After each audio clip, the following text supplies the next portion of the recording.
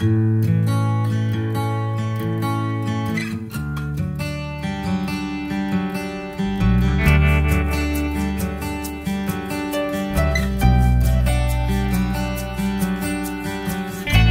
anak itu dilihat apa adanya, bukan ada apa?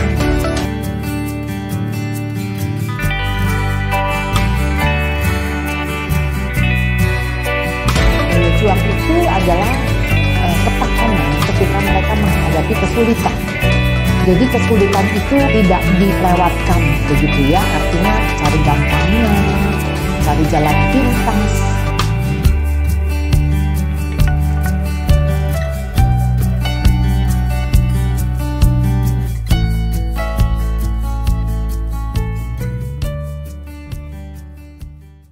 Baik, selamat sore Bapak Ibu yang terkasih di dalam Tuhan. Karena waktu sudah menunjukkan pukul 5, kita akan segera memulai seminar kita pada sore hari ini. Kami mengucapkan selamat bergabung dalam seminar Great Parents, Great Influencer bersama dengan Komisi Dewasa Muda GKI Beringin dan juga SMP SMA Krista Mitra. Sebelum kita memulai seminar ini, perkenankan saya memperkenalkan diri. Saya Galuh Kusumaning Tias, pengajar di SMP SMA Krista Mitra, akan membantu Bapak Ibu semuanya untuk menjadi moderator hari ini. Namun, sebelum kita memulai seminar hari ini, saya perlu sampaikan bahwa demi lancarnya seminar sore ini, kami mohon kepada Bapak Ibu semuanya untuk mematikan mikrofon dan juga video. Sekali lagi, demi lancarnya seminar pada sore hari ini, saya mohon kepada Bapak Ibu semuanya agar bisa menonaktifkan atau memutkan mikrofon dan juga video Bapak Ibu semuanya. Baik, terima kasih Bapak Ibu semuanya. Adapun susunan acara seminar pada sore hari ini adalah sebagai berikut. Pertama, pembukaan. Yang kedua, doa pembukaan. Ketiga, pemaparan materi. Keempat, tanya jawab. Dan yang terakhir adalah doa penutup. Sebelum kita memulai seminar kita pada sore hari ini, kami mengundang Pendeta William Surya Jaya Rifai untuk memimpin doa pembukaan. Kepada Pendeta William Surya Jaya Rifai, kami persilakan. Baik, selamat sore Bapak Ibu. Mari sebelum kita bersama memulai acara kita malam sore hari ini, mari kita terlebih dahulu berdoa. Mari kita berdoa.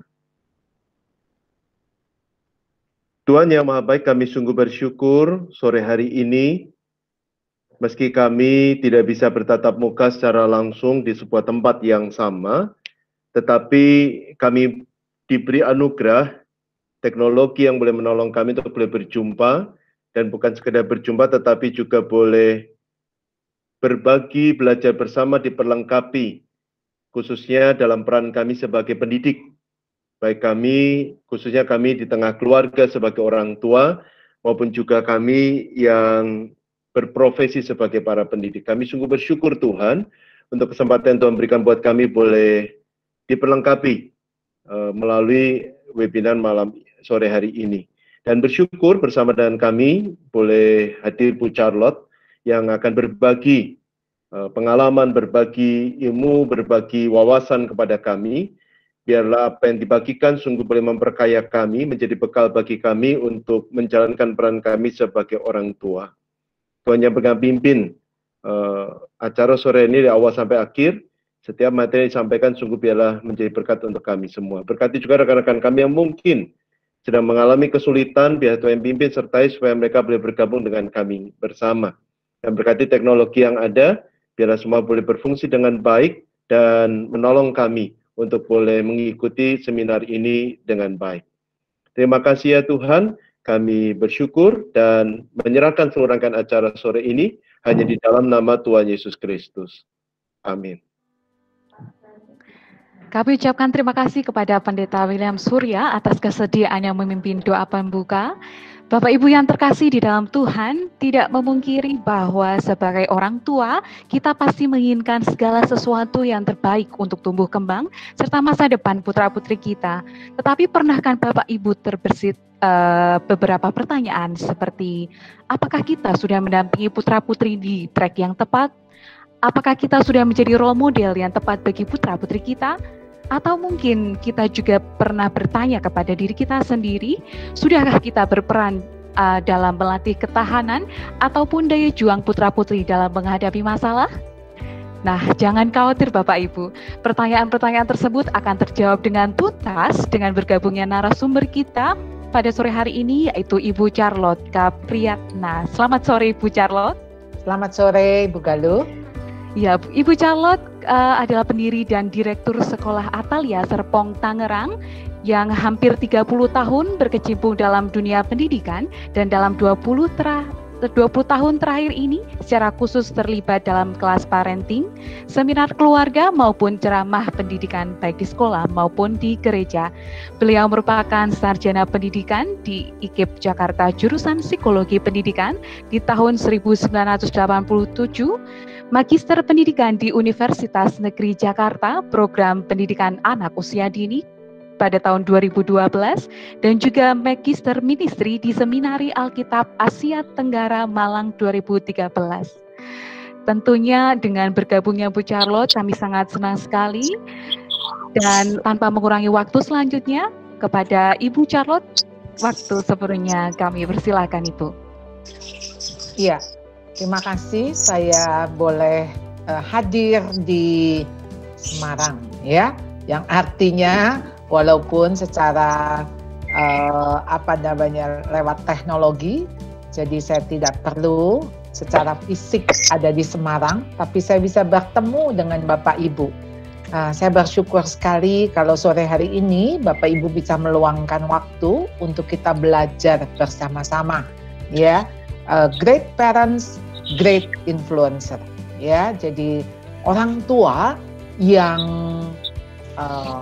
agung begitu ya, kalau kita mau katakan orang tua yang bijak ya, adalah orang tua yang memberikan influencer yang besar ya, yang berdampak ya di dalam hidupnya kepada anak-anaknya.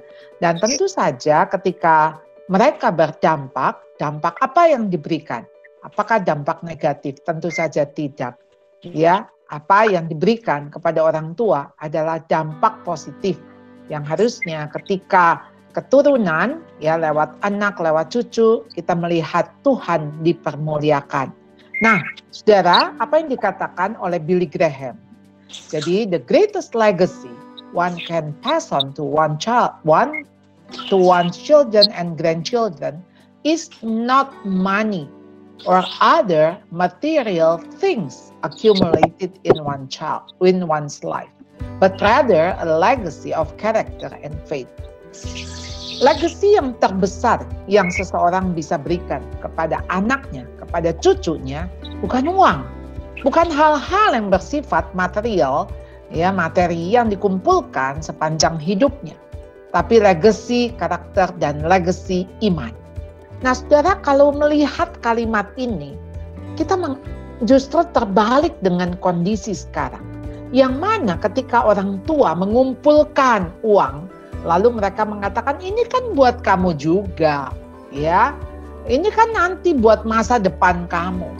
Nah, Bapak Ibu, kembali, masa depan itu hanya punya Tuhan, ya, dan Tuhan memberikan masa depan kepada anak cucu kita adalah masa depan yang penuh harapan. Jadi masa depan itu memang sungguh ada. Dan ketika ada, itu milik siapa? Pasti milik yang punya, yang memiliki waktu. Ya, masa. Ya, masa itu waktu. Jadi, siapa yang memiliki waktu? Jelas Tuhan. Kita nggak punya. Ya, kita itu cuma disuruh melalui waktu, memakai waktu.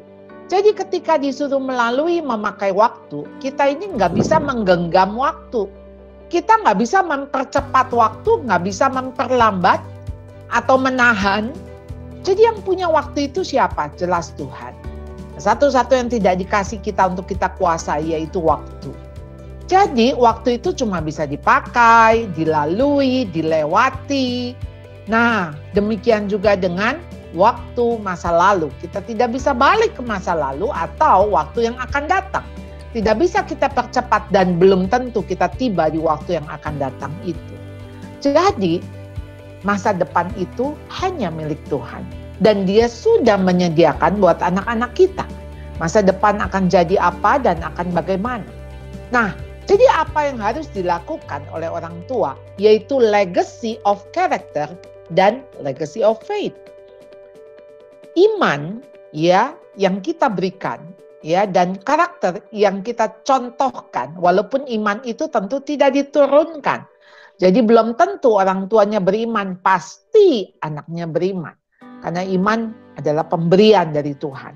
Tapi paling tidak iman itu bisa dilihat oleh anak-anak kita. Bagaimana kita hidup yang berlandaskan iman. Dan bagaimana karakter itu juga bisa dicontohkan. Memang tidak otomatis bisa diturunkan dalam artian misalnya, oh kalau karakternya jujur orang tuanya pasti anaknya jujur.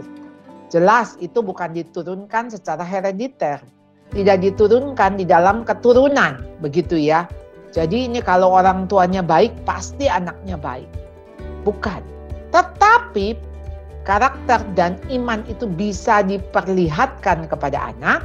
Dan anak nanti akan melihat itu, setelah melihat itu akan terinspirasi. Dan anak itu akan melakukan seperti yang dilakukan oleh orang tuanya. Jadi kita melihat contoh di 2 Timotius 1 ayat 5. Paulus mengatakan begini, Rasul Paulus, sebab aku teringat imanmu yang tulus ikhlas, yaitu iman yang pertama-tama hidup di dalam nenekmu Lois dan di dalam ibumu Yunike, dan yang aku yakin juga hidup di dalam dirimu. Jadi Paulus itu sangat terkesan dengan imannya siapa? Tentu imannya Timotius. Tapi ketika dia melihat iman Timotius, yang dia lihat apa? Dia lihat iman ibunya Yunike dan neneknya Lois. Ternyata ini satu garis. Ya, kalau kita mau lihat siapa Yunike dan siapa Lois. Jadi Lois itu adalah seorang penganut Yahudi yang tinggal di Listra, yang sebagian besar penduduk kota itu menyembah dewa-dewa Yunani. Tapi Lois tetap beriman pada Allah. Dia memiliki anak, Yunike, anak perempuannya Lois. Meskipun dia menikah dengan pria Yunani, ya Yunike tetap teguh pada imannya. Jadi kalau kita lihat arti nama Yunike yaitu kemenangan, ya. Jadi ketika arti kata itu kemenangan, dia telah menang atas godaan menyembah ilah lain. Dan anak dari Yunike adalah Timotius yang artinya orang yang takut Tuhan. Dan Yunike mendidik anaknya supaya takut kepada Tuhan. Jadi kalau kita melihat di sini bagaimana dari nenek Lois kepada ibu Yunike, dan ini berdampak kepada anak Timotius. Anda melihat dari nenek ke mama ke anak cucu begitu ya. Nah, saudara, bagaimana kualitas karakter daripada Timotius? Kisah Rasul 16 mengatakan Paulus datang juga ke Derbe dan ke Listra. Di situ ada seorang murid bernama Timotius. Ibunya adalah seorang Yahudi dan telah menjadi percaya, sedangkan ayahnya seorang Yunani. Timotius ini dikenal baik oleh saudara-saudara di Listra dan di Ikonium. Dan Paulus mau supaya dia menyertainya dalam perjalanan. Jadi Paulus itu sangat terkesan melihat Timotius yang dikenal baik. Dan ketika Paulus juga mau merekrut, yang artinya Timotius itu dijadikan muridnya Paulus. Bahkan menjadi anak rohani Paulus.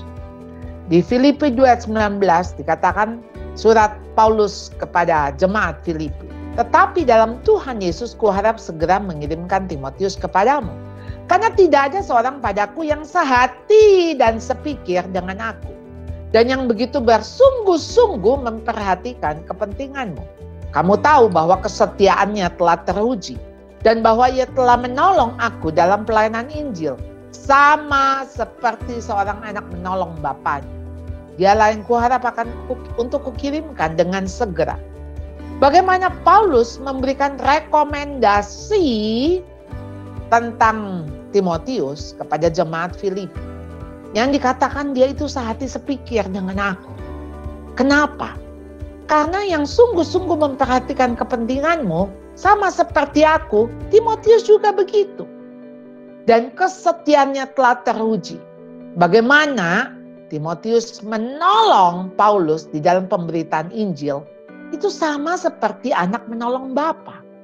Jadi sekalipun tidak ada hubungan secara darah, tetapi hubungan di dalam rohani, itu yang dilihat. Bagaimana hubungan Timotius dan Paulus. Jadi apa sih yang dapat diwariskan orang tua kepada anak? Jadi konteks ketika ini adalah Ibu Yunike dan Nenek Lois.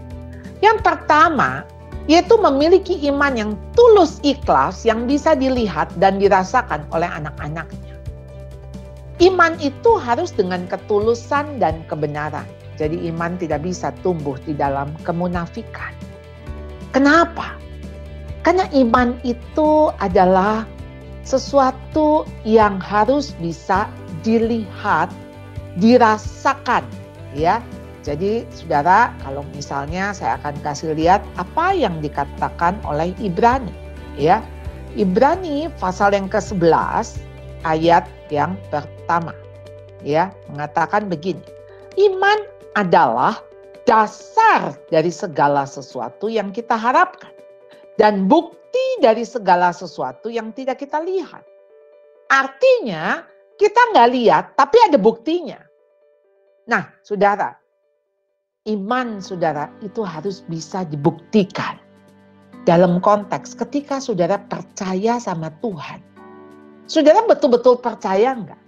Percayanya itu kan nggak bisa dilihat. Yang artinya begini, wah saya itu percaya kepada Tuhan bahwa Dia Allah yang maha besar. Dia Allah yang menyediakan segala kebutuhan kita. Nah, ketika saudara percaya tidak bisa dilihat. Tapi ketika saudara bicara begitu dan bisa terbukti, yaitu dengan apa? Dengan saudara tenang. Saudara tidak khawatir. Itu yang saya katakan, iman itu harus bisa dilihat, dibuktikan.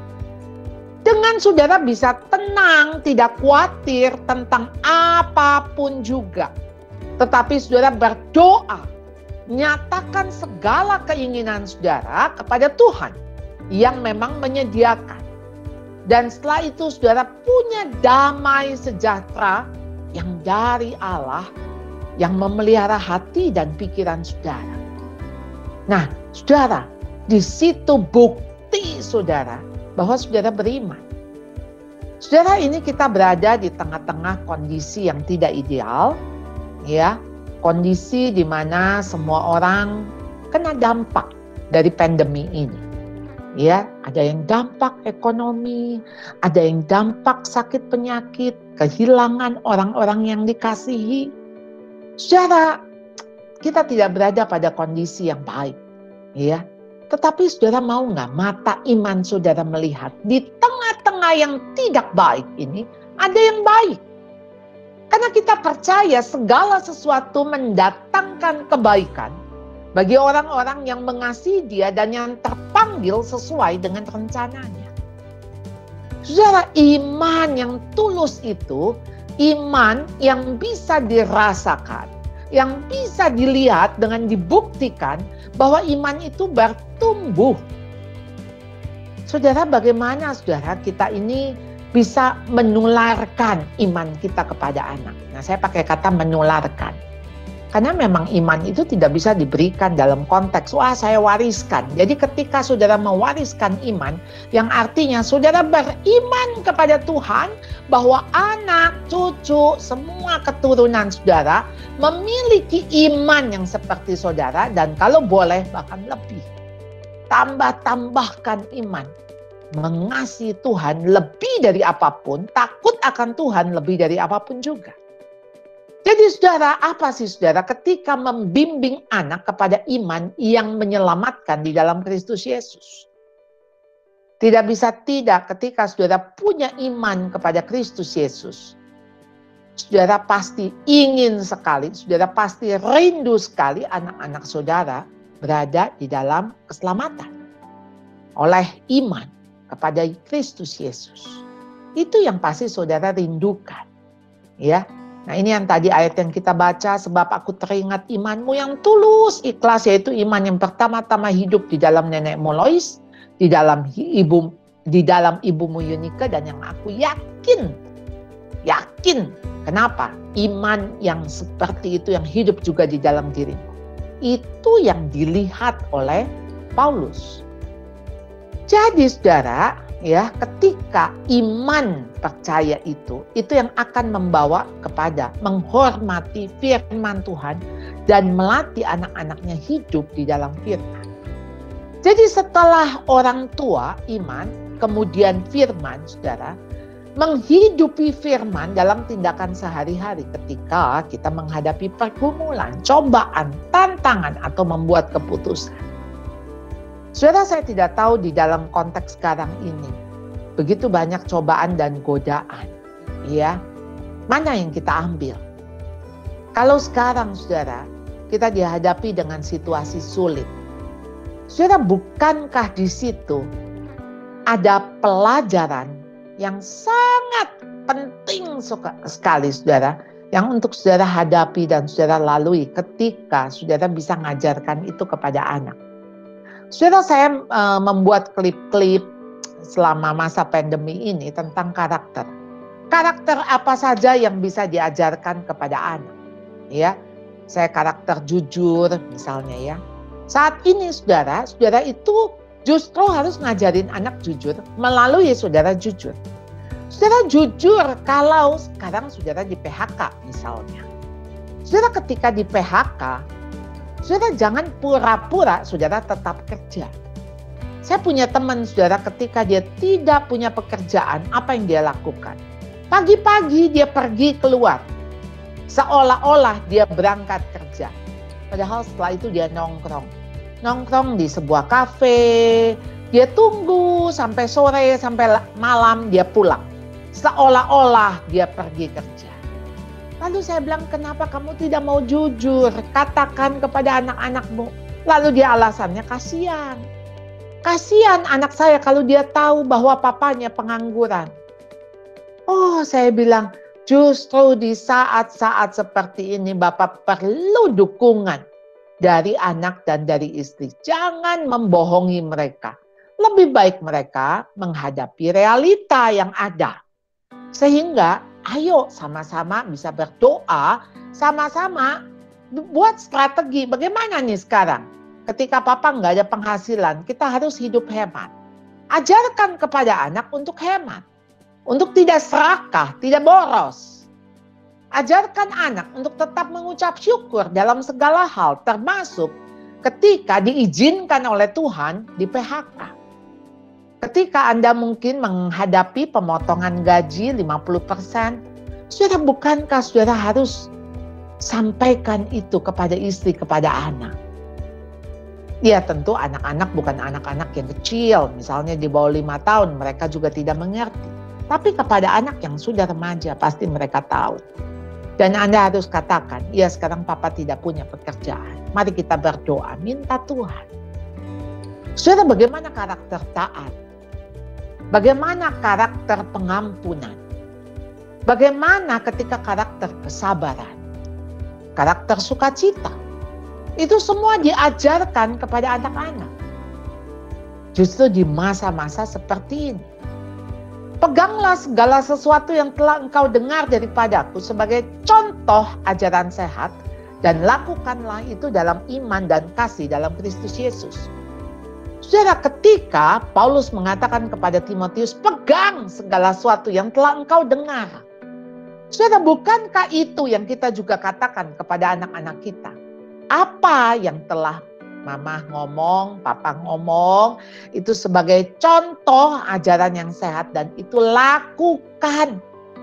Saudara, apa yang kita katakan itu mestinya dilakukan.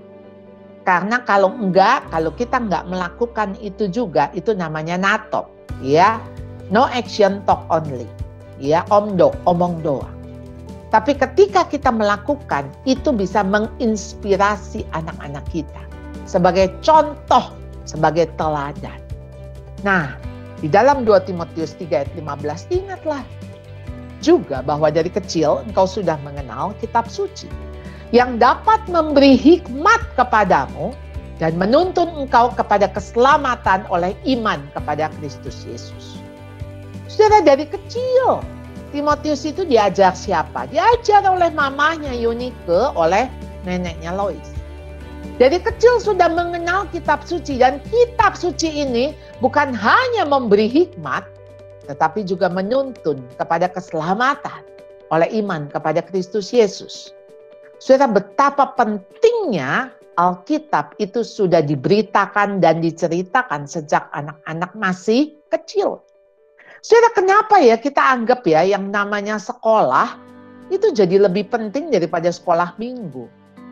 Kita anggap matematika itu lebih penting daripada baca Alkitab. Saudara, semua itu yang kita ajarkan itu untuk hidup di dunia yang fana. Tapi ingat, anak-anak kita satu hari itu akan hidup di dunia yang kekal. Dan bukan hanya itu, saudara, kita pikir kadang-kadang gini, ini kan ya kita ngajarin supaya nanti kalau gede, ya supaya dia bisa berhasil, dia bisa sukses untuk waktu dia besar. Saya harus katakan, belum tentu dia sampai besar. Belum tentu. Mungkin yang dipanggil Tuhan lebih dulu, yaitu anak saudara. Saudara belakangan. Tapi ketika anak saudara dipanggil Tuhan, dia sudah siap belum? Sudah siap belum dia dipanggil Tuhan? Sudah punya iman kepada Kristus Yesus? Apakah dia sudah siap bahwa dia tahu kalau dia dipanggil Tuhan, itu memanggil Tuhan, itu artinya Tuhan sayang sama dia. Dan artinya ada tempat yang Tuhan sudah sediakan. Jadi siapkah saudara atau siapkah anak saudara kalau dipanggil hari ini oleh Tuhan? Jadi saudara, kalau kita ngajarin anak kitab suci, mengenal kebenaran, itu urusannya adalah urusan yang akan datang. Bukan hanya akan datang, tapi masa sekarang. Jadi kenapa saudara-saudara harus membawa anak itu kepada keselamatan Kristus? Ya, jadi saudara, 2 Timotius 3 ayat 16-17, segala tulisan yang diilhamkan Allah memang bermanfaat untuk mengajar, untuk menyatakan kesalahan, memperbaiki kelakuan, dan mendidik orang dalam kebenaran. Saudara, Alkitab, firman Tuhan itu bukan cuma kata-kata seperti dongeng, cerita, atau buku-buku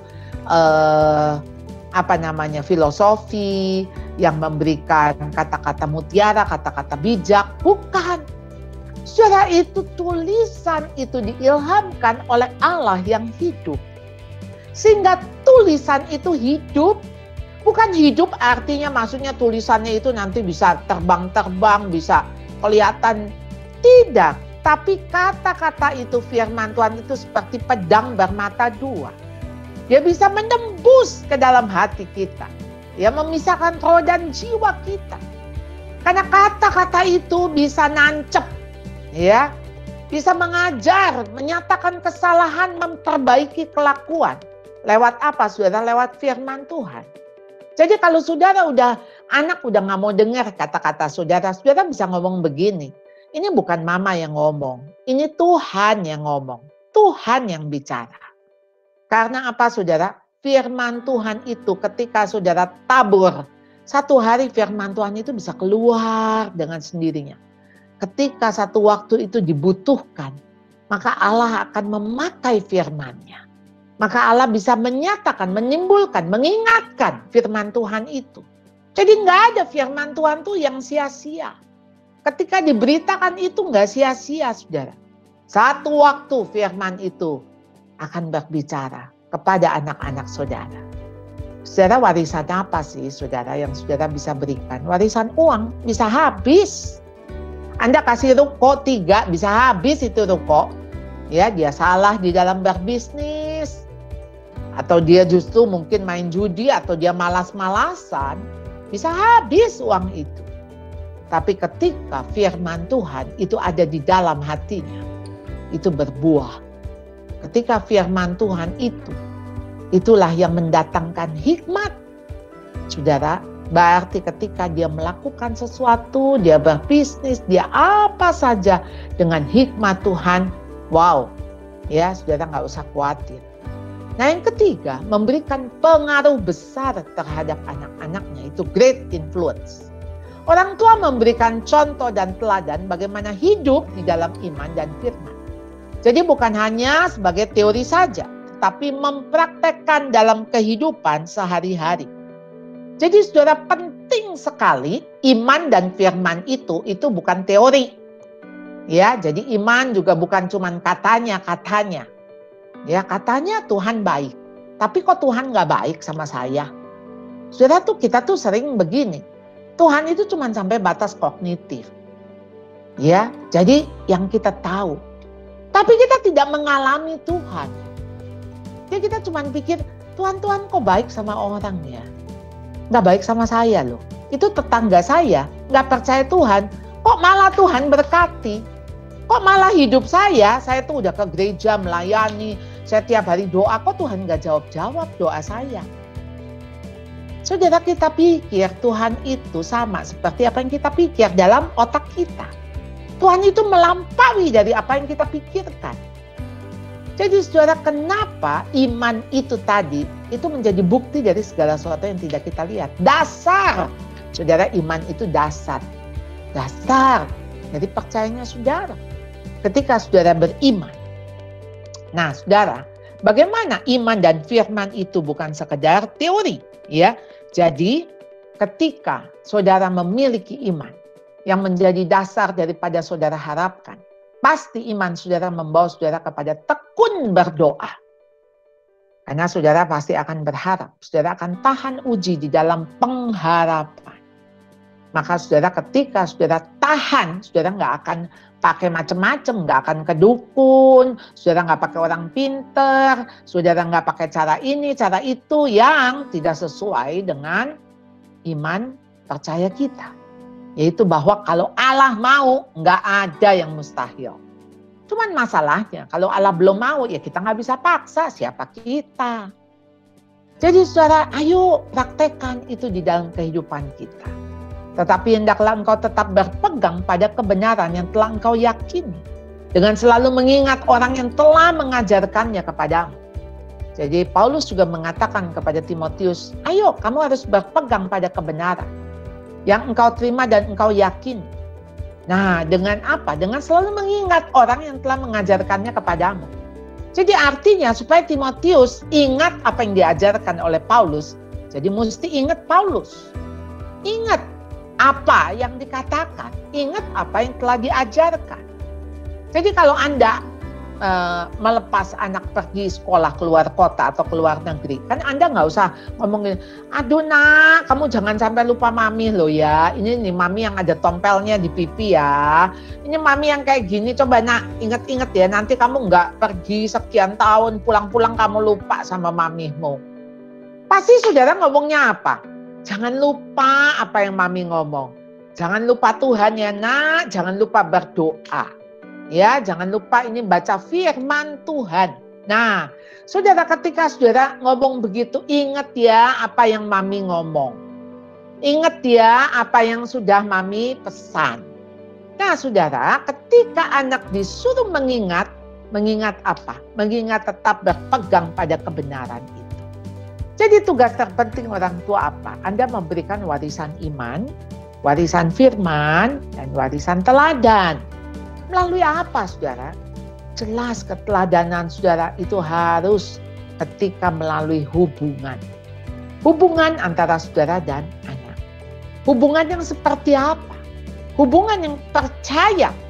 Apakah anak saudara percaya kepada saudara bahwa apa yang dilakukan oleh orang tua itu memang betul, benar, nggak pura-pura? Apakah anak percaya kalau dia dikasihi saudara?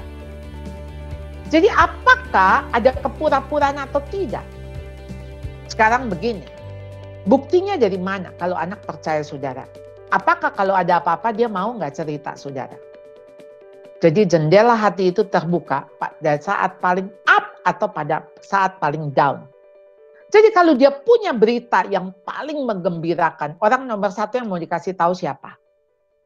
Atau kalau dia punya berita yang paling buruk, menyedihkan, nomor satu yang teringat di kepalanya siapa dia akan datangi untuk dia cerita. Kalau itu Anda, wow, saya yakin ya, apapun yang Anda lakukan anak pasti akan meniru. Gak usah takut. Tapi sekarang kalau dia lebih ceritanya ke teman, lebih ceritanya kepada orang lain. Saya ragu. Jangan-jangan yang menjadi teladan adalah orang lain. Karena anak lebih kagum sama temannya.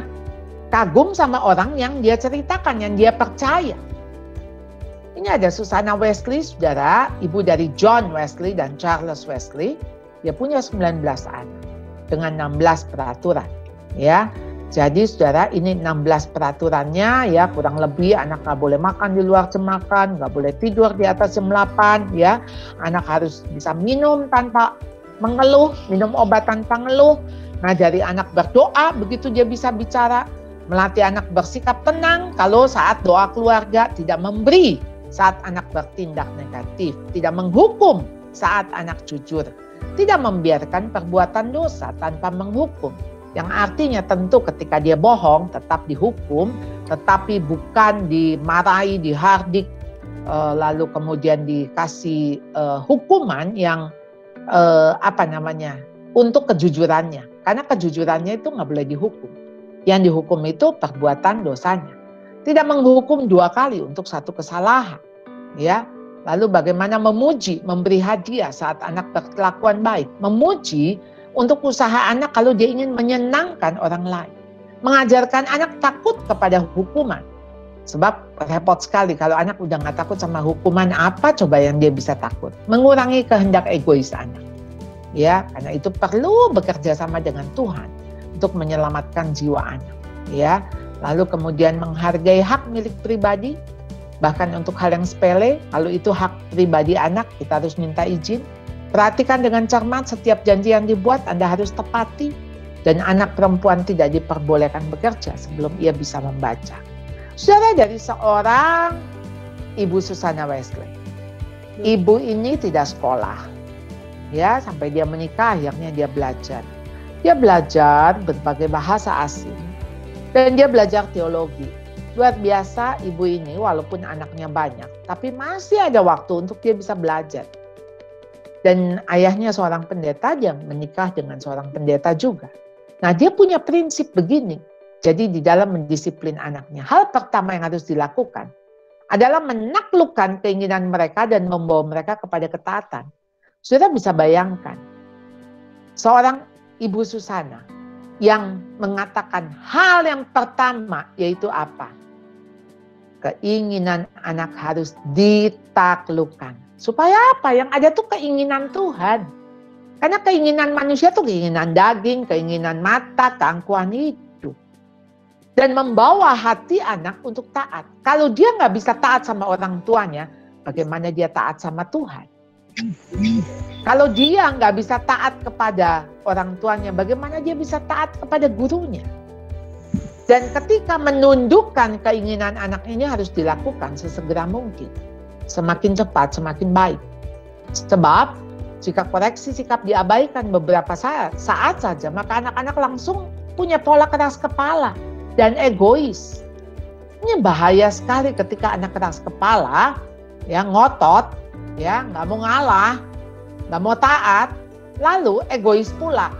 Wah, kalau ini anak makin lama makin besar, pasti sulit dibentuk, sulit dikalahkan.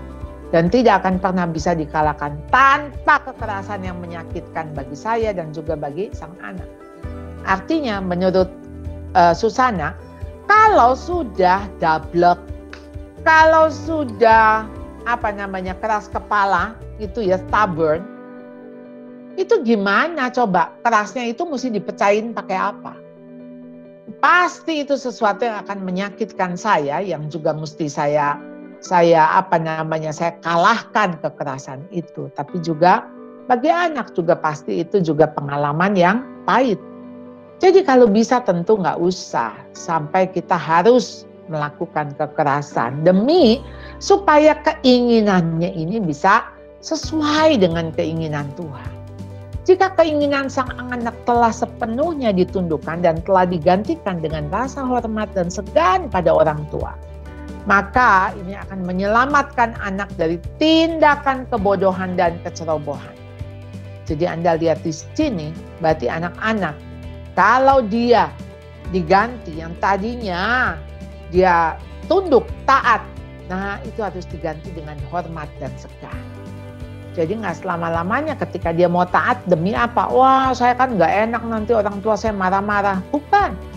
Tapi ketika dia mau melakukan apa yang dikehendaki orang tuanya, karena dia tahu dia mau menyenangkan hati orang tuanya. Jadi masalahnya bukan sekadar taat, tapi juga tunduk. Jadi kasih pengertian merupakan usaha seumur hidup, ya. Dikasih kepada anak, ya, apalagi skala yang memang bisa anak-anak terima, ya. Tentu dari sedikit, tambah lama, tambah lagi, ya. Nah, supaya anak-anak bagaimana bisa hidup dalam disiplin. Susana mengatakan begini, ya. Jadi dia katakan, the child that never learns to obey his parents in the home will not obey God or man out of the home. Anak yang nggak bisa belajar taat sama orang tuanya di rumah, pasti nggak bisa taat sama Tuhan dan orang-orang yang di luar rumah. Dan ini yang dikatakan John Wesley. I learned more about Christianity from my mother than from all the theologians in England. Saya tuh belajar banyak tentang kekristenan itu justru dari mama saya, bukan dari para teolog di Inggris. Jadi Anda lihat ya, itu influence yang diberikan oleh seorang Susana Wesley. Sampai anaknya yang ke-14 dan ke-16 kalau nggak salah yang jadi hamba Tuhan. Jadi John Wesley mengatakan, gain all you can, save all you can, and give all you can. Ya, jadi kumpulin sebanyak-banyaknya yang kamu bisa dan tabung itu atau selamatkan itu yang kamu bisa. Tapi ingat, jangan lupa berikan sampai udah yang the best yang kamu bisa berikan, ya. Jadi rules for doing good, do all the good you can, in all the ways you can, to all the people you can, in every place you can, at all the times you can, as long as you can. Tentu saja ketika kita bisa bukan karena dari kita. Pasti ketika kita bisa, kita punya sumbernya. Karena di luar aku, engkau tidak mampu melakukan apa-apa, kata Tuhan. Kita ini cuma ranting-ranting. Yang kalau dipetik rantingnya, tidak punya pertumbuhan dengan pohonnya, maka ranting itu tidak bisa berbuah. Ya, ranting itu hanya bisa berbuah kalau dia menempel pada pokok. Ada sumbernya. Ya, jadi itu sumber makanan, sumber apa yang didapat sehingga ranting itu bisa berbuah. Ya, kita hanya bisa berbuah, kita hanya bisa hidup kita ini bisa sesuai dengan kehendak Tuhan kalau kita menempel pada pokok anggur. Jadi ini sama sekali berbeda ketika dunia you can if you think you can. Oh, itu kosmo, saudara. Kita bisa hanya karena anugerah Tuhan semata, ya. Sampai di sini Bapak Ibu, saya senang sekali kalau kita bisa diskusi untuk bisa tanya jawab, ya. Baik, terima kasih Bu Charlotte untuk pemaparannya. Kita akan memasuki sesi tanya jawab ya Bu Charlotte? Iya. Ya, baik Bapak Ibu. Untuk memasuki sesi tanya jawab ini, Bapak Ibu dapat menuliskan pertanyaannya di kolom chat tanpa membuka mikrofon. Setelah itu kami akan membantu Bapak Ibu untuk membacakan pertanyaan dan nanti akan dijawab oleh Ibu Charlotte. Sekali lagi Bapak Ibu, untuk Bapak Ibu yang mau bertanya silakan menulis pertanyaan di kolom chat. Setelah itu nanti kami akan membantu membacakan pertanyaannya, kemudian nanti akan dijawab oleh Bu Charlotte. Baik, mari Bapak Ibu kami persilakan bagi yang mau bertanya. Pertanyaan pertama dari Pendeta Surya ini ya, Pendeta Surya. Bu Charlotte, kalau anak-anak bersikap keras kepala, lalu apa yang harus kami lakukan? Keras kepala itu pada anak-anak yang strong-willed, itu kalau kita lihat tuh dia punya theme song-nya tuh maju tak gentar. Jadi dia akan ngotot, pokoknya sampai bisa. Lalu strong-willed-nya dia dari mana? Ya memang karena dia koleris. Kalau anak-anak dengan temperamen koleris, biasanya memang keras kepala. Tapi bukan hanya koleris. Anak-anak yang flegmatis juga suka keras kepala. Cuman bedanya kalau yang ini keras kepala mau sesuatu. Kalau yang flekmatis, keras kepalanya yang nggak mau ngapa-ngapain, gitu ya. Jadi sebetulnya sama-sama kepala batu. Lalu apa yang harus kita lakukan? Kalau anak itu masih kecil, ya kita akan minta dia untuk taat. Karena taat itu adalah awal dari disiplin. Ya, awal dari disiplin adalah ketaatan. Jadi ketaatan itu awal dari disiplin. Jadi kalau dari kecil udah nggak bisa taat, dong bagaimana ketika dia sudah besar? Nah jadi memang saya sih berharap ya anak Anda masih kecil. Jadi artinya masih bisa dibujuk. Gimana kalau dia sudah terlanjur remaja? Nggak ada cara lain. Anda mesti menangkan hatinya. Menangkan hatinya melalui apa? Melalui hubungan. Kalau Anda salah, Anda juga harus minta maaf. Supaya apa? Supaya dia masih tahu bahwa Anda mengasihinya. Anda mengasihinya dan Anda ada di pihaknya. Jadi kalau sudah terlanjur remaja, nggak bisa lagi pakai cara disiplin ketika anak itu masih TK. Itu yang tadi saya bilang, menangkan hatinya. Jadi kalau menangkan hatinya, untuk supaya dia merasa menang dan dimenangkan, Anda mesti apa? Mesti ngalah. Nggak ada cara lain deh, ngalah. Ngalah tapi untuk menang sebetulnya. Menang apa? Menangin dulu hatinya. Jadi kalau hatinya sudah dimenangkan, Anda ngomong apa juga dia nurut kok. Tapi hatinya mesti dimenangkan dulu. Kira-kira itu ya. Jadi supaya ini pertanyaannya kalau banyak supaya bisa saya jawab. Singkat-singkat dulu ya jawaban saya. Oke. Terima kasih Bu Charlotte. Nampaknya kita harus lebih mengalah ini Pak Surya. Jangan lupa juga untuk membujuk dan juga menangkan hati anak-anak kita lewat hubungan yang harmonis, yang baik. Begitu ya Bu Charlotte ya? Iya. Baik, untuk pertanyaan kedua Bu Charlotte, pertanyaan dari Bu Irin Raharto. Anak saya berumur 4 tahun cenderung di kamar dan menonton TV, main HP, malas berbicara dan lebih enak enjoy di kamar. Bagaimana Bu Charlotte untuk mengatasinya? Masih 4 tahun. Anda harus yang mengatur dia, bukan dia yang mengatur Anda. Jadi kalau masih 4 tahun, tinggal Anda atur semua TV, gadget, laptop, Anda bisa ambil. Anda bisa sembunyikan. Anda bisa nggak kasih. Paling nangis, ya nangis sehari, 2 hari, ya kan? Gak apa-apa. Nah, baru 4 tahun. Bagaimana dia 14 tahun? Nah, jadi Andalah yang harus tegas. Tegas itu nggak perlu keras. Tegas itu iya di atas iya. Tegas itu konsisten. Jadi nggak usah pakai marah-marah. Ya, tinggal bilang aja memang nggak bisa. Nah, di dalam ketegasan itu pasti ada tega. Ya, tega.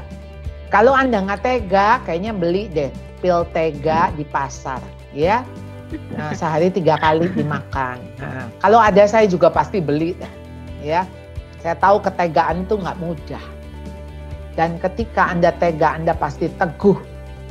Ya, jadi ya, ayolah, jangan takut untuk tegas. Ketika Anda bisa tegas, Anda pasti konsisten. Anda bisa tega. Tega artinya untuk demi kebaikan anak, bukan kasihan. Ya, kita itu harus kasih. Dan di dalam kasih itu ada ketegaan. Tega, nggak apa-apa. Ya. Dan ketika Anda tega, Anda bisa teguh. Silakan lanjut.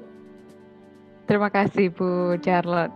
Nampaknya ibu-ibu di sini kalau urusan masalah tega masih perlu membeli banyak di pasar ya Bu? Iya, kalau ada yang jual, ya. Baik, pertanyaan selanjutnya Bu Charlotte. Dari Ibu Grace Kusumawati. Bu Charlotte, kalau anak terlanjur lebih percaya kepada temannya dan lebih banyak bercerita kepada teman-temannya, seperti teman-temannya sebagai role model bagi anak tersebut, bagaimana caranya agar anak tersebut bisa berbalik lebih mempercayai orang tua? Berarti Anda harus lebih baik dari temannya, lebih asik dari temannya, lebih menarik dari temannya. Gimana caranya? Nggak ada resep, kecuali Anda bisa sama-sama anak Anda. Dia hobinya apa? Ya, ayolah. Kan namanya juga menangkan hati. Ya, jadi kalau perlu maksudnya kira-kira ikutin deh mau dia. Nah, diikutin maunya untuk apa? Nah, Anda kan punya tujuan, pasti Anda punya misi, memenangkan hati. Temenin dia main. Wong temennya aja temenin dia main kok. Puji. Wah, temennya bilang, kamu hebat loh. Ya, mau nggak mau Anda harus kasih waktu. Tapi bagaimana kasih waktu? Yang paling penting kasih hati, saudara. Lalu kalau kasih hati kan saudara bilangnya gini, aduh makan hati loh, dia makan hati. Nah iya, orang hatinya kan mesti dikasih. Gak apa-apa makan hati. Itulah kita orang tua cuma seberapa sih. Kalau Anda bisa selamatkan masa yang ini kan berarti anak saudara sudah remaja ya. Anda bisa selamatkan, waduh nanti setelah dia selesai remaja, masuk masa dewasa, dia jadi temannya Anda jadi temannya dia. Itu yang kita tuju.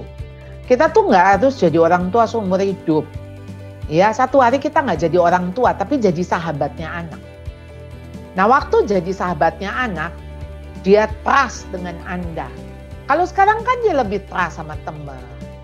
Jadi ayolah Anda jadi orang tua asik dong, jangan ngomel-ngomel, ngoceh-ngoceh, ya, ngotot. Nah, Anda tuh harus ngobrol, harus ngomong. Ikutin IG-nya anak, ya, follow.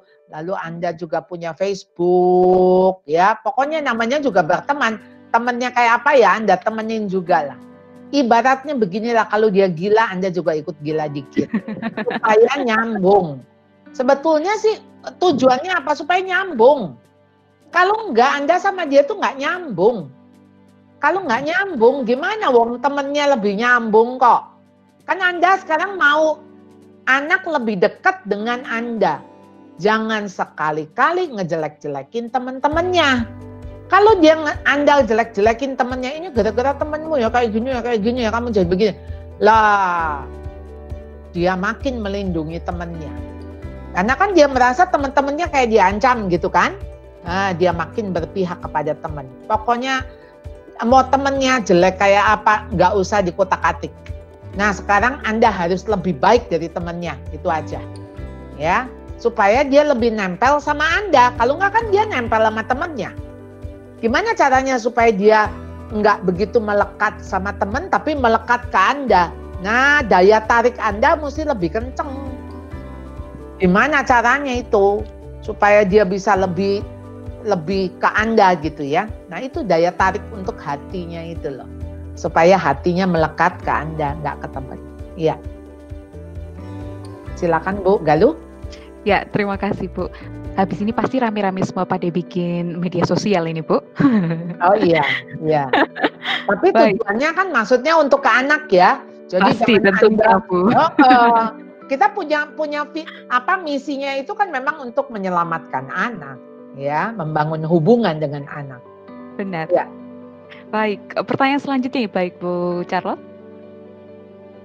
Pertanyaan selanjutnya dari Ibu Juliani. Apa solusi untuk anak usia 14 tahun yang sudah kecanduan HP, Bu Charlotte? Sudah 14 tahun, sekarang kecanduan, namanya kecanduan. Anda nggak bisa eliminasi, harus ada substitusi. Jadi namanya juga candu. Jadi kalau candu dia udah melekat dan terjerat. Mula-mula dia terpikat, lama-lama terikat. Udah terikat, terjerat pula. Karena namanya juga candu. Anda saat ini harus bisa kembali dekati dia. Minta maaf. Artinya dia menjadi kecanduan begini kan pasti ada peran Anda juga. Yang membelikan HP siapa? Yang kasih waktu untuk dia bisa di HP terus-menerus siapa? Jadi artinya Anda punya andil. Minta maaf lah. Lalu sekarang Anda bilang banyak hal yang bisa dilakukan. Ayo dong, harus punya hobi. Anak-anak tuh hobinya jangan cuma main game. Ada hobi lain. Ya memang kita lebih repot. Dan hobi itu mahal lagi. Hobi main musik misalnya. Anda mesti belikan alat musik. Ya, hobi sepeda sekarang, apalagi sepeda puluhan juta sekarang. Tapi kalau itu bisa dan Anda mampu artinya, dan itu bisa membuat anak teralih, menurut saya kok murah ya. Dan dia bisa punya komunitas di sepeda itu. Anda juga ikutan, bisa olahraga bareng, main sepeda bareng. Waduh, Anda menyelamatkan dia. Ya kalau dia misalnya senang makan. Nah, kalau senang makan tuh biasanya sih berkorelasi dengan senang masak. Ya suruh dia coba-coba masak. Walaupun di dapur tuh nanti lebih berantakan. Tapi ya nggak apa-apa kan. Jadi Anda mau gini, jangan main, tapi belajar. Oh nggak bisa. Itu bukan substitusi. Mana ada orang hobi belajar. Waduh, ada sih di dunia cuma 2, tapi yang satu belum lahir, yang satu sudah meninggal ya. Jadi maksudnya, aduh ya, maksudnya siapa sih? Ya semua pasti hobi itu main. Nah sekarang harus ada yang mengasihkan, yang menggantikan. Jadi maksud saya gini, waktu dia main game, hobi kecanduan gadget, itu kan enak. Nah Anda mesti gantiin sama yang enak juga. Masa digantiin sama yang nggak enak? Ya dia nggak jadi pilihan lah. Enak mesti diganti dengan enak. Ya. Jadi intinya ketika sekarang Anda harus rebut hati anak Anda. Ya. Kalau perlu main game berduaan. Berdua, tapi kan tujuannya untuk menyelamatkan dia gitu loh. Anda cuma teriak-teriak, jangan main game, ngapain sih main game, tambah bodoh kamu tuh ya, bla bla bla bla bla.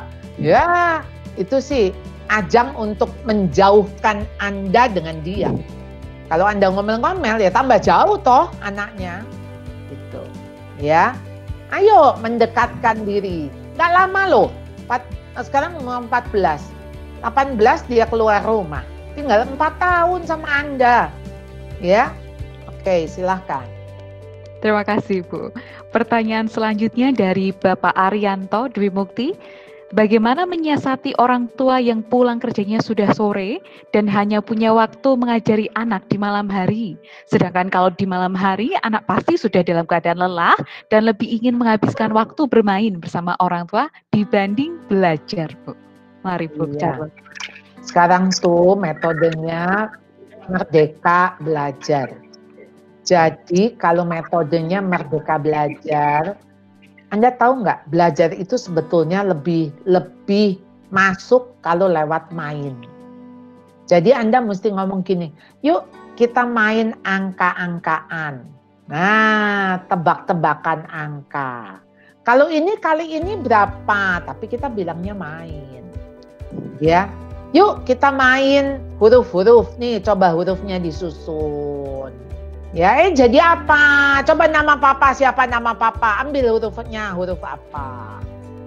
Itu semua mesti judulnya main. Jadi asik. Bagaimana kalau nggak asik? Coba, ini hitung, ini tambah ini berapa? Ini kali ini berapa? Tuh kan kamu nggak bisa. Ngapain ini kamu belajar seharian sekarang nggak bisa? Ayo konsentrasi. Tambah begitu, Anda tuh memberikan satu efek ya, kan emosi negatif ya. Kalau orang tuh kalau udah emosi negatif tuh nggak bisa mikir, mandek, ya, stuck. Tapi kalau diajak main, wah malah kreatif. Malah jadi kinclong gitu ya pikirannya ya. Jadi bangun suasana hati. Anda juga pasti udah capek kan? Udah capek. Kalau udah capek, udahlah. Yuk kita sama-sama main. Papa juga capek kok. Nah, sekarang mau ngajarin tulis. Gimana ini tulis? Nggak usah tulis di pensil. Sekarang kita tulis di udara. Tulis di udara. Wah, nama papa tulis. Gimana tulis di udara? Sekarang tulis pakai pantat. Oh, pantatnya ya. Sekarang nulis. Apa aja. Kalau udah gitu, udah senang juga. Udah kinclong masuk kok. Ya. Tapi suasana itu perlu sekali dibangun. Suasana dulu, ya. Kalau emosi positif yang ada, maka anak itu tambah gampang ngertinya. Tapi kalau udah takut, udah tegang, walah, anak-anak ya makanya jadi tambah lelah gitu ya. Ya. Oke. Terima kasih Bu Charlotte. Pertanyaan berikutnya karena ini ternyata Bapak Ibu sangat aktif dalam bertanya Bu. Jadi kita kebut sedikit ya Bu Charlotte. Boleh. Mohon maaf sebelumnya. Boleh. Pertanyaan dari Bu Yeti. Bu Charlotte, bagaimana menolong anak remaja dalam menghadapi bully teman sekolahnya? Kalau anak dibully, kita itu cuman punya respon begini loh. Kita nggak dengar bulinya. Nih. Bully itu apa sih dikatain? Nah dikatain itu kan masuk kuping kiri keluar kuping kanan. Nggak usah nancep di hati. Jadi sekarang misalnya apa? Bully lewat media sosial. Nggak usah dibuka. Nggak usah dibaca. Sekarang gini loh. Ketika anak-anak itu dibully, kenapa buat dia makin menderita? Karena sebetulnya dia nggak punya gambar diri yang positif. Kalau dia punya gambar diri yang positif, dia akan kuat menghadapi bullying. Mau dikatain kayak apa, nggak peduli, wong itu orang lain kok. Tapi apa kata mama papaku? Kita ini ya lebih penting orang yang paling dekat dengan kita. Bisa menerima kita nggak? Bisa menghargai kita nggak? Kalau kita sudah kuat di situ, mau orang ngejek kayak apa? Itu apa ya? Persentasenya tuh kecil sekali. Ya, nah tentu Anda harus mendampingi. Mendampingi yang pertama apa? Benar nggak? Misalnya sekarang kalau ngomong gini, kamu tuh ya udah bodoh, udah jelek, hidup lagi. Itu misalnya ya, bulinya kayak gitu. Nah, itu kan kata siapa? Kata dia kan? Kata orang. Kata Tuhan apa? Kata Tuhan tuh kamu berharga dan mulia dan aku ini mengasihi engkau. Kata mama apa? Waduh, kamu ya nak ya, untuk lahir di dunia itu mama itu perlu 9 bulan loh, bawa kamu kemana-mana. Ya, mama tuh mempertaruhkan nyawa demi kamu. Ya, jadi kamu itu senilai nyawanya mama. Nah, kamu itu senilai darah Kristus di kayu salib. Kamu tuh berharga. Nah, kita kasih seperti itu. Lalu yang kedua, menurut saya menyelesaikan konflik dengan mengampuni. Gak usah bales, dan jangan menanggung sakit hati anak. Ya, ayo ampuni dia karena dia tidak tahu apa yang dia lakukan. Atau sekalipun dia tahu apa yang dia lakukan, yaitu ngebully, ampuni dia. Nggak ada orang ngebully itu happy, bahagia, nggak ada. Kalau dia bahagia kayaknya dia nggak perlu membuli. Jadi orang yang membuli itu pasti bermasalah. Jadi kita mesti punya belas kasihan sama orang yang bermasalah. Kita kasih lihat itu ya, dia perlu ngebully dan dia bahagia di atas penderitaan orang lain ya, di atas kesusahan orang lain. Pasti dia sangat menderita tuh. Nah jadi kita kasih tahu. Orang yang membuli itu pasti punya karakter yang buruk. Kenapa dia nggak ada kepuasan? Kepuasannya itu adalah ketika orang yang dibuli menderita, itu kepuasannya. Lah kan orang kayak gitu sakit toh. Lah orang sakit kok kita iri? Nggak usah. Lalu kita jangan mau dibuat menderita oleh dia. Bukan dia yang menentukan hidup kita. Ya, Tuhan yang menentukan hidup kita dan apa kata Tuhan itu yang penting.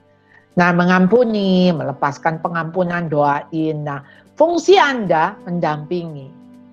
Ya, jangan Anda ngomporin.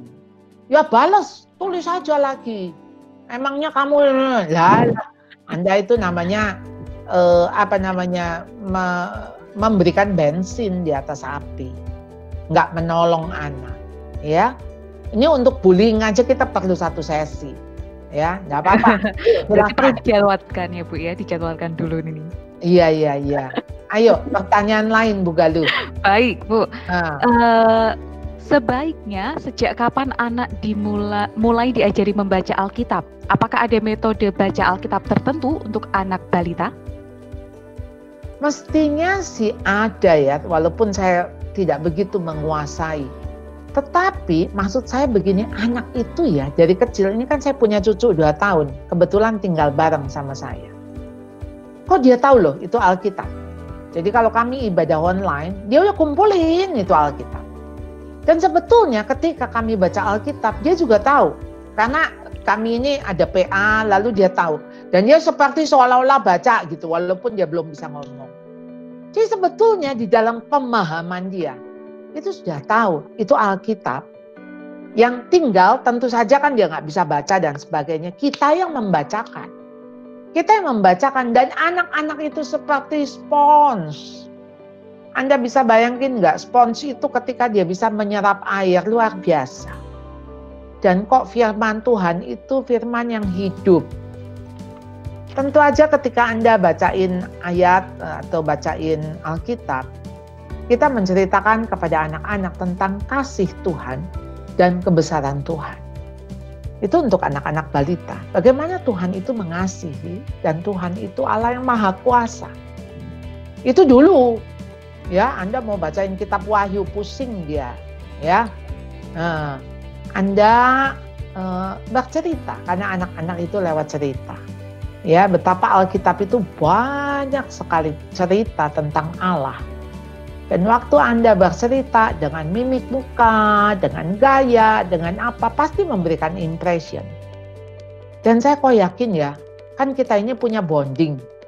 Ketika kita itu mengasihi Tuhan, kok anak berasa loh kita tuh mengasihi Tuhan. Jadi kayaknya ya, ngajarin Alkitab tuh bukan ngajarin untuk anak bisa tahu, ngerti. Tapi ngajar anak merasakan. Merasakan bagaimana tuh mengasihi Tuhan, mengasihi firman. Dan itu yang Anda lakukan. Anak tuh lihat tiap hari Anda doa. Sebelum tidur Anda berlutut. Nanti dia udah, itu kan kayak habit gitu ya, kebiasaan. Nanti dia juga berlutut. Saya begitu tunduk kepala gitu ya. Saya berdoa setiap kali mau makan ya dia udah langsung tunduk kepala. Padahal dia udah doa tadi gitu ya. Jadi dia sudah tahu doa itu harus lipat tangan, tundukkan kepala, mata ditutup. Jadi itu kita membangun sebuah habit ya. Metode mungkin harus cari tahu nanti lewat LAI atau apa program-program yang lebih menarik dan menolong Anda sebagai orang tua bagaimana skill mengajar. Ada metode tertentu. Saya rasa pasti ada. Ya, ada buku-buku Alkitab bergambar yang besar ya, big book. Lalu huruf-hurufnya besar-besar ya. Lalu cerita-ceritanya juga sudah dipilih yang memang cocok buat anak-anak balita ya. Oke. Baik, terima kasih Bu. Pertanyaan selanjutnya dari Ibu Meli Suryadi. Apa menurut Bu Charlotte pendidikan secara Montessori tidak baik dalam pembentukan karakter disiplin anak dibanding dengan pendidikan yang seperti biasa seperti duduk manis? Saya tidak mendalami Montessori secara artinya saya belajar khusus. Walaupun saya tahu ketika Montessori banyak produk-produk atau cara belajar yang sangat baik karena dia merangsang indera-indera ya, perabaan ya, pendengaran dan sebagainya itu buat anak-anak bisa lebih paham, lalu masa peka anak. Jadi bagi saya itu salah satu metode yang baik, bisa dipelajari. Cuman ya tentu saja pendidikan yang terbaik adalah yang bersumber dari firman Tuhan. Jadi artinya jangan sampai ketika kita fokusnya kepada anak. Jadi yang tadi saya bilang, bukan you can if you think you can. Kita itu manusia yang bergantung kepada Tuhan. Jadi jangan mengatakan, maksudnya kita tuh di dalam diri punya kemampuan, kita bisa kalau kita mau gitu. Ya, nanti kita larinya ke postmodern. Dan sekarang ini kan ketika manusia seolah-olah pusatnya jadi dia, maksudnya pusatnya adalah aku, ya berarti kita sedang melawan Tuhan. Kan tidak ada ilah lain di hadapanku, kata Tuhan, selain aku, selain Tuhan. Ya, oke, silakan. Pertanyaan selanjutnya dari Bapak Julius Prihartanto. Bagaimana cara mengatasi anak yang apatis? Padahal orang tua atau guru sudah berjuang keras dan selalu memotivasinya. Ibarat hidup segan mati tak mau ini, Bu. Masalah semangat. Repot kalau sudah tidak ada semangat. Mungkin dia apatis karena frustrasi. Jadi saya kok, daripada Anda menyemangatinya, lihat akarnya. Kenapa dia jadi apatis? Hidup segan mati tak mau. Jadi seperti ya udah mau apa? Ya udah nyerah. Jadi ya udah nggak ada semangat hidup. Dan itu mengerikan. Kalau kayak begitu, udah nggak usah dituntut lagi. Kan Anda guru, orang tua menyemangati maksudnya. Tapi itu dibaca sama dia tuntutan. Membuat dia tambah lelah. Nah, kalau kondisi kayak begini, dia kan kondisinya sakit. Sakit. Semangat yang patah, keringkan tulang. Lah kalau orang sakit, dibikin apa? Dibikin gembira. Hati yang gembira itu adalah obat. Ya senengin dia. Loh tapi nanti masa depan, aduh jangan ngomong masa depan. Kalau yang masa sekarang aja dia susah hidup kok. Jadi apalagi dengan kondisi sekarang, anak-anak yang nekat. Yang nyilet-nyilet gitu loh. Yang udah kasih status, tali gantungan. Saya cuma takut iblis, maksudnya ya dia kan seperti singa yang mengaum-ngaum gitu ya. Ya dia ada celah sedikit ya dia porak-porandakanlah hidup kita. Jadi ayolah bawa anak untuk dia. Anda bayangin gini, kalau ini hari terakhir hidupnya, saya akan lakukan apa ya? Gitu aja mikirnya. Karena kita nggak tahu kan, wah nantinya, siapa tahu tahun depan Tuhan Yesus sudah datang kok. Kalau Tuhan Yesus datang kan kita nggak usah tunggu sampai kapan-kapan, ya udah, tahu-tahu udah di surga gitu kan. Ayolah yang kita punya tuh sekarang loh, besok tuh belum tentu punya kita, yang kemarin kan udah lewat, ya. Oke, silakan. Terima kasih Bu Charlotte. Pertanyaan selanjutnya dari Ibu Esther Yuni. Bu, anak saya berumur 3 tahun, tetapi karena sepertinya dia anak yang kritis, ketika dia minta sesuatu yang dia suka, kemudian saya berikan syarat supaya mengikuti rule saya, dia selalu membalik. Maunya permintaan dia dulu, baru rule-nya dilakukan. Nah, kalau ada kasus seperti itu, ada 2 hal yang akan ditanyakan ini Bu. Yang pertama, benarkah yang sudah dilakukan Bu Esther Yuni? Yang kedua, bagaimanakah menyikapi anak yang kritis? Maksudnya benarkah yang apa? Jadi dilakukan Bu Esther apa? Saya nurutin ulangi. Anak. Bu Esther memberikan syarat dulu untuk mengikuti rule-nya. Iya. Lalu sekarang kalau dia udah kasih syarat, anaknya mesti ngikutin syarat dia dulu dong. Jadi ini loh pilihannya. Mau ibunya ngikut anak atau anaknya ngikut ibu? Yang mana? Paham nggak, Bu Galuh? Ini Bu Esther mau memastikan apakah kalau misalnya beliau itu sudah memberikan rule dulu, baru ya nggak apa-apa. Maksud saya, Bu Esther, Anda konsisten aja. Jadi kan Anda udah kasih rule kan, lalu tuh anak nggak maunya dia toh, ya Anda jangan kasih. jangan kasih. Karena mesti dia belajar taat dulu. 0 sampai 5 tuh yang dia belajar taat, karena itu fase disiplin.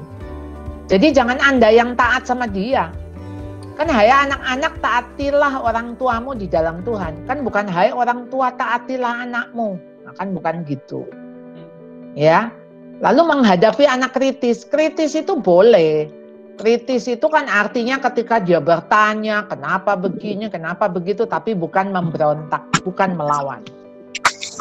Iya. Saya minta, gimana ada tulisan tadi Bu Yuni, saya minta anaknya ikutin rules. Apa tadi?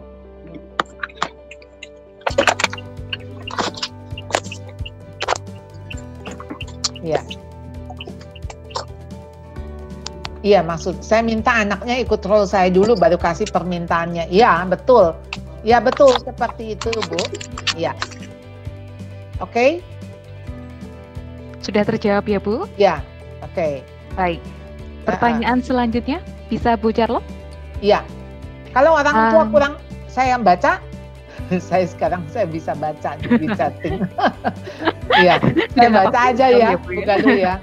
Kalau orang tua kurang dekat dengan anak, bagaimana caranya supaya anak mau terbuka terhadap orang tua? Orang tuanya dulu terbuka sama anak. Ayolah cerita masa lalu Anda, ceritakan kegagalan Anda. Cerita, Anda terbuka dulu. Gimana dong mau anak cerita sama Anda tapi Anda kelihatannya baik, ya? Anda kelihatannya nggak pernah gagal. Anda ini, yang ada mah anak takut untuk cerita kegagalannya. Tapi kalau dia tahu orang tuanya pernah gagal, orang tuanya pernah melakukan kesalahan, saya pikir anak-anak itu akan berani cerita loh. Cerita tentang kesalahannya, kegagalannya, ya. Jadi Anda terbuka dulu, dan untuk terbuka perlu keberanian.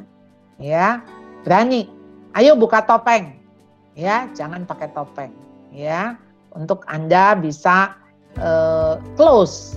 Karena kita mau close, deket, nggak ada apa-apa, ya. Mesti nggak ada sesuatu yang akan, apa maksudnya, membuat nggak ada tabir gitu kan.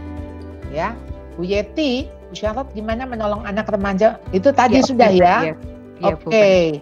Lalu Pak Julius, oke. Bu Jessica ya? Ya Bu. Oke. Bagaimana mengenai tingkat punishment untuk anak dimulai dari 2 tahun yang sesuai untuk membentuk karakter nantinya? Punishment pada anak-anak yang masih kecil, Anda mesti lihat begini. Enggak semua kesalahan itu harus dihukum. Jadi ada kesalahan yang karena kelemahan. Kelemahan artinya begini, dia tidak sengaja. Dia memang tidak punya motif untuk memberontak. Jadi misalnya gelas pecah, misalnya dia memang belum mengerti. Jadi itu namanya kelemahan. Kalau kelemahan itu nggak usah dihukum. Tinggal dinasehati, dikasih tahu, diajarin, lain kali kalau jalan hati-hati, dan biarkan konsekuensinya adalah konsekuensi alami. Jadi artinya bukan konsekuensi buatan. Karena kalau Anda menghukum, itu berarti Anda yang meng-create hukuman itu. Jadi hukuman buatan. Nah, ada yang kedua adalah kesalahan yang disengaja. Yang memang menentang, yang memang karena dari pemberontakan, ya, disuruh makan, malah bukannya mau makan, malah bukannya makan, diambil itu nasinya, dilempar-lempar kemana-mana, misalnya ya, sengaja sambil ketawa-ketawa. Nah, kalau kayak gitu, itu kalau Anda tahu ya, artinya dia memang dengan sengaja karena dia nggak mau makan, dia apa. Anda harus memberikan hukuman. Dan hukuman itu artinya begini, dia nggak boleh turun dari kursi makan itu. Jadi dia harus tetap duduk di situ sampai dia makan, walaupun nanti porsinya tentu lebih sedikit. Jadi nggak ada pilihan. Ya, kalau dia lempar sendoknya, Anda pakai tangannya dia untuk ambil sendoknya. Anda harus didik. Jadi didik anak 2 tahunan tuh sebetulnya gini, kan dia punya keinginan. Nggak mau duduk di kursi makan misalnya. Ya Anda tetap dudukin aja. Cucu saya nangis 75 menit. 1 jam 15 menit. Waktu dia duduk di high chair, kemudian dia memberontak, mau keluar. Lalu anak dan mantu saya tetap mendampingi. Jadi kalau anak tantrum, Anda jangan tinggalin. Jadi Anda tetap ada di sampingnya, tapi Anda jangan ikuti kemauannya. Jadi memang dia harus tahu bahwa memang semua ada rules, semua ada aturan, dan anak itu harus ikuti. Taat dulu. Nantinya kalau sudah taat, nggak susah kok. Anak-anak tuh cepet banget loh. Tapi kalau Anda nggak konsisten, waduh repot banget. Ya, kalau Anda nggak konsisten, sebentar boleh, sebentar nggak boleh, ya sudahlah.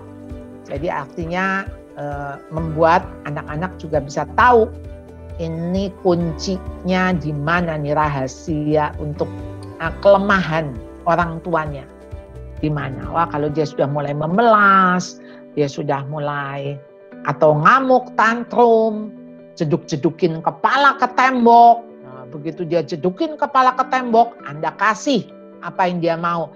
Lah ya, anak itu tahu bahwa apa yang kulakukan ini bisa mendatangkan apa yang menjadi keinginanku. Oh, anak cepat sekali belajar. Ya. Jadi jangan dikasih hadiah saat dia bertingkah laku negatif. Ya, justru makin itu akan membuat dia mengamuk lebih efektif dari sebelumnya. Ya. Oke, kira-kira itu. Apakah ada lagi? Ada 3 pertanyaan lagi, Bu. Oh, oke. Ya. Saya bantu bacakan? Ya. Baik.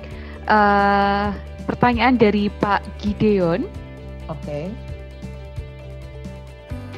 Kalau anak sudah dewasa tetapi hanya mau mengikuti keinginan diri sendiri, dan kalau diberitahu diam saja tetapi teguh pendiriannya, apakah dan ikut maunya sendiri harus diapakan, Bu?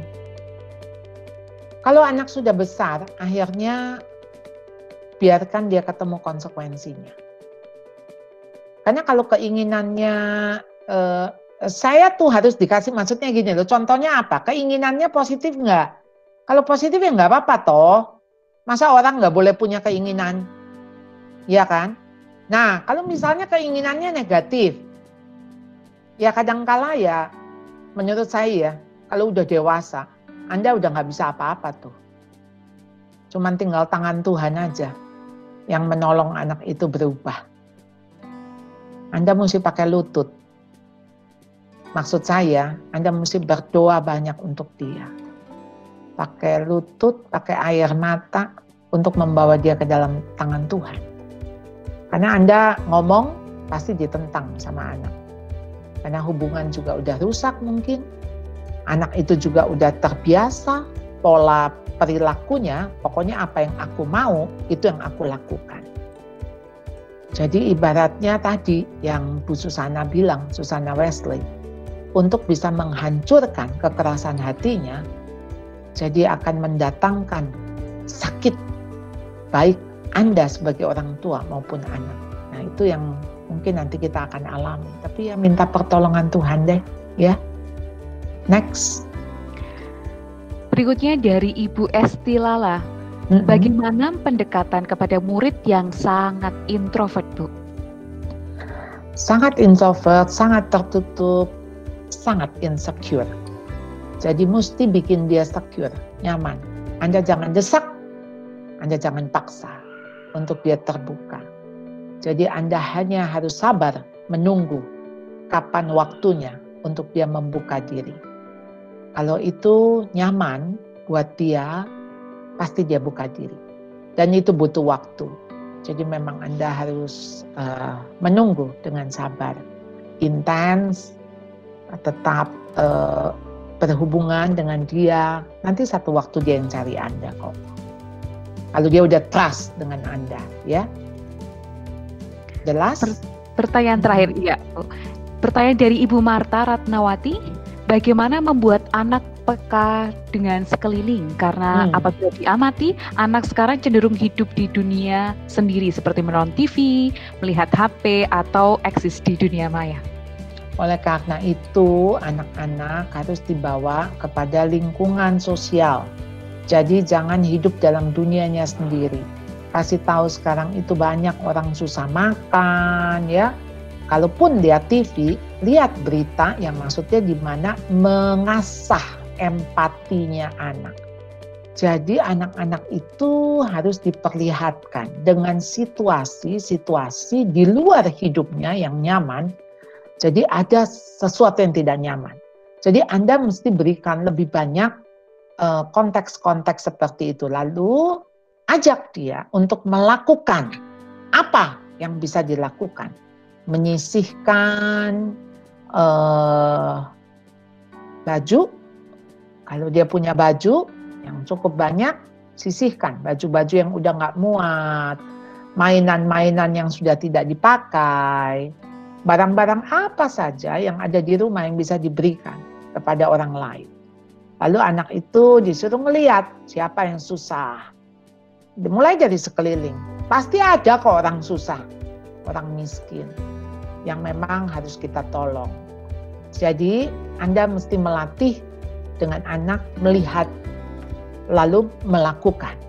Nanti bisa merasakan tuh, setelah nolong orang tuh rasanya apa gitu ya.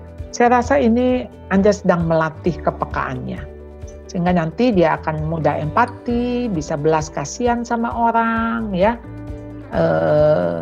Dan social skill-nya terasah ya. Karena kalau dia lihat TV, main melulu, wah, apalagi kalau nontonnya itu lagi, nontonnya Tom and Jerry, ya, yang pokoknya pukul-pukulan, dipukul, dilipat, diinjak-injak, aduh, ya, ayolah, film-film yang making friends, yang memang bagaimana ada belas kasihan gitu ya. Oke, itu kira-kira. Iya, baik. Saya memberikan kesempatan terakhir untuk bagi Bapak Ibu semuanya, apabila masih ada pertanyaan, karena kita masih ada waktu sedikit lagi.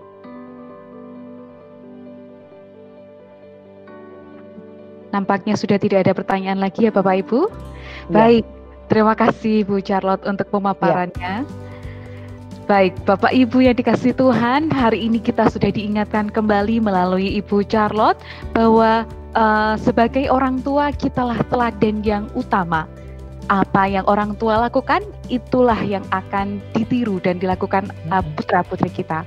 Oleh karena itu, kita mempunyai 3 tugas penting yang harus kita lakukan bagi putra-putri kita, yaitu memberikan warisan iman, warisan firman, dan warisan keteladanan. Pertanyaan sekarang, Bapak Ibu, sudahkah Bapak Ibu bersiap untuk memberikan ketiga warisan tersebut? Pastinya dengan kuasa Tuhan dan bantuan Tuhan kita akan mampu melakukannya bersama-sama. Baik, tibalah kita pada acara yang terakhir Bapak Ibu, yaitu doa penutup. Kami mengundang Pendeta Daniel Budiono untuk memimpin doa penutup. Kepada Pendeta Daniel, kami persilakan. Mari Bapak Ibu sekalian, kita akhiri kebersamaan kita masuk dalam doa. Kami mengucap syukur Tuhan dalam kebersamaan yang menyatukan kami mendapat bekal yang sangat penting. Kami tahu Tuhan ada bersama dengan kami, bersama Ibu Charlotte yang telah membuka cakrawala wawasan buat kami, supaya selaku orang tua, selaku pendidik, kami boleh dibekali dengan firman Tuhan. Tidak mudah untuk melakukan semua yang boleh kami terima pada malam ini, tetapi kami tahu kuasa Roh Kudus, Allah sendiri yang menolong kami, memampukan kami, ketika kami berkomitmen untuk memberi yang terbaik kepada anak-anak anugerah dari Tuhan. Berkatilah kebersamaan kami, para pasutri, Komisi Dewasa Muda, Bapak Ibu Guru yang boleh bersama-sama dalam acara ini. Berkati juga hamba-Mu, Ibu Charlotte dengan keluarga dan keluarganya, senantiasa dipimpin, diberkati Tuhan, dan dipakai menjadi alat di tangan Tuhan. Kami percaya Tuhan dalam kebersamaan kami tidak sampai di sini, pada kesempatan-kesempatan mendatang, Tuhan perkumpulkan kami kembali untuk boleh bersama-sama makin membekali diri untuk menjadi alat yang Tuhan pakai, sebagai patron yang boleh memberikan contoh teladan buat anak-anak yang menjadi anugerah Tuhan dalam keluarga kami. Terima kasih Tuhan, kami mengucap syukur dalam kebersamaan kami malam ini. Di dalam nama Tuhan Yesus Kristus, kami mengucap syukur dan berdoa. Amin. Amin. Terima kasih Pendeta Daniel. Baik, demikian Bapak Ibu seminar Great Parents, Great Influencer bersama dengan Komisi Dewasa Muda GKI Beringin dan SMP SMA Krista Mitra. Kami mengucapkan terima kasih kepada Ibu Charlotte atas pemaparan materi untuk sore hari ini. Ditunggu sesi berikutnya ya Bu. Terima kasih juga kepada Komisi Dewasa Muda GKI Beringin dan juga SMP SMA Krista Mitra. Dan tak lupa kami juga mengucapkan terima kasih atas partisipasi Bapak Ibu semua. Sampai bertemu kembali di kesempatan berikutnya. Tuhan memberkati. Selamat sore.